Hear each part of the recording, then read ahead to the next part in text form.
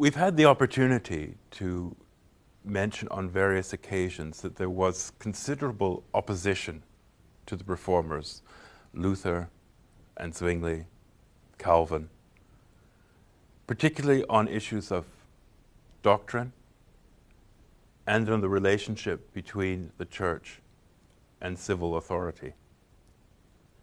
But to talk about the radicals simply in those terms as oppositional figures by no means does justice to the rich and vast array of thought and practice that we find across the 16th century and into the 17th. Remarkable figures, extraordinarily brave, who stood up in protest, who led groups of persecuted across Europe, often going from Western Europe into Eastern, who wrote accounts of martyrdom and persecution, who preached in extremely difficult circumstances, who wrote and published, and yet whose ideas cannot be limited to one or two bullet points.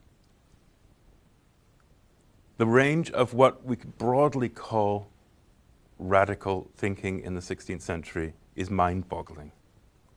And I want, in a few moments, just to give you a sense of some of those ideas and to look at one or two of the key figures.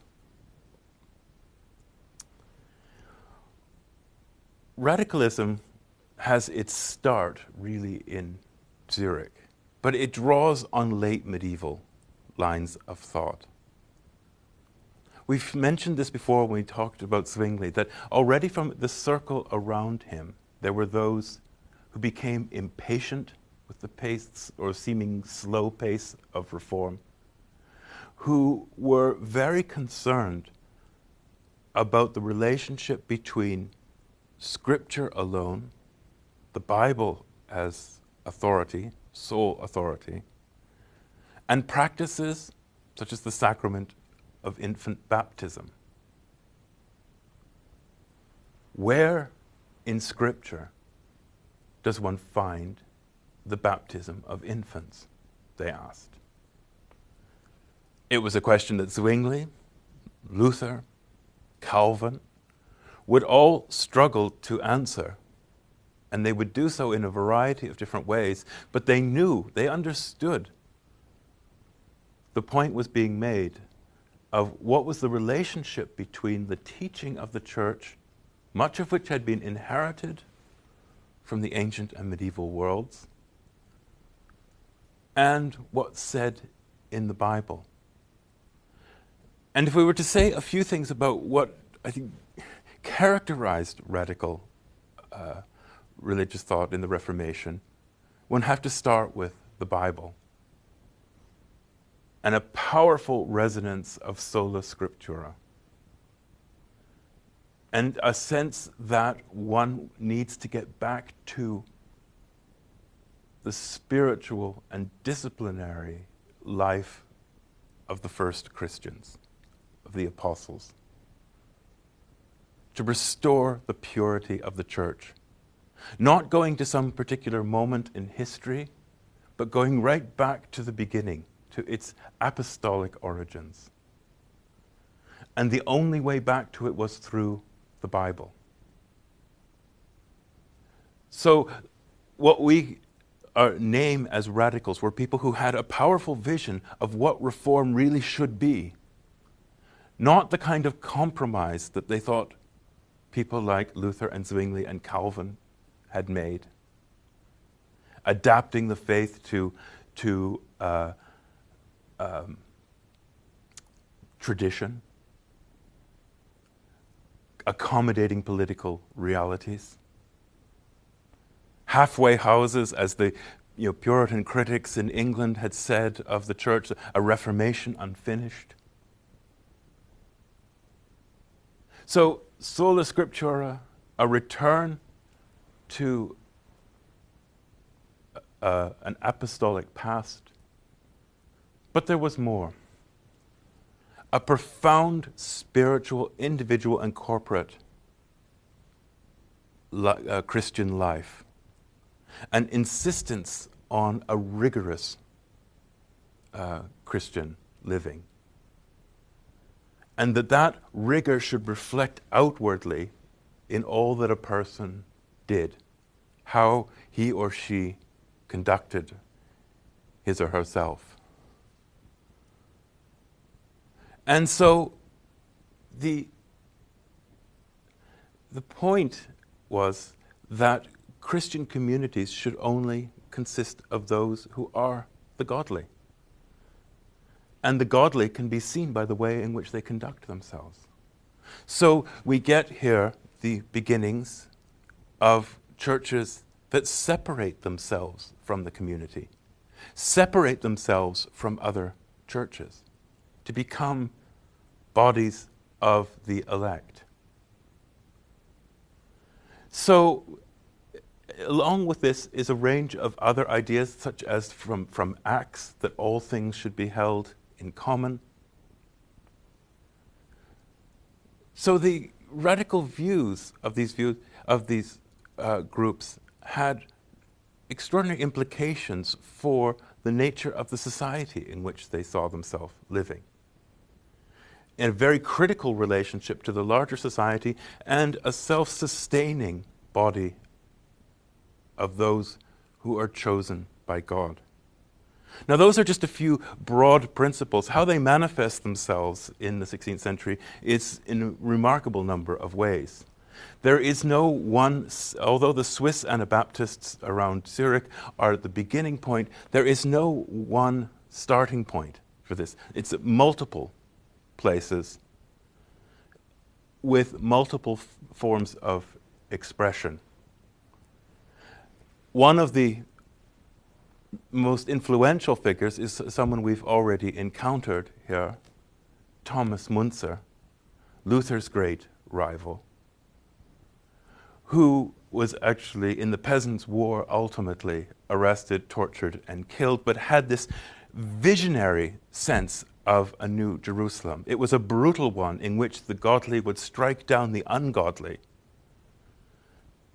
But nevertheless, this sense of a vision of a new kingdom, such as was carried out to such disastrous effect in Munster.